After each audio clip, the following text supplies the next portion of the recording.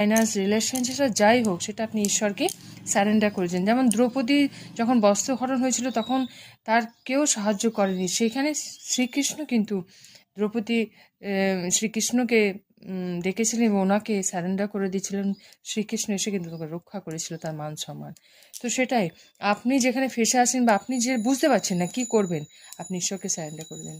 Universe আপনাকে রাস্তা দেখাবেন উনি, এবং আপনাকে এগিয়ে নিয়ে যাবেন। Your call will be answered. এবং আপনি যে কোশ্চেন নিয়ে ঈশ্বরের কাছে দাঁড়াবেন, তার প্রশ্নের উত্তর আপনি খুব শীঘ্রই পেয়ে যাবেন এবং আপনাকে রাস্তা ঈশ্বর দেখিয়ে দেবেন।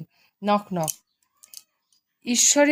ঈশ্বরের কাছে প্রার্থনা করুন, ঈশ্বরের কাছে আপনার জীবনের সমস্ত যা অসুবিধা আছে জানান। আপনাকে এটাই বলা হচ্ছে, যেটা আজকে, সেটা হলো আপনার সমস্যা সমাধান ঈশ্বর কিন্তু ভগবান কিন্তু ঈশ্বর মানে আপনাকে কিন্তু ওয়াচ করছে। তো সেই জন্যই বলছে মন কষ্টে মন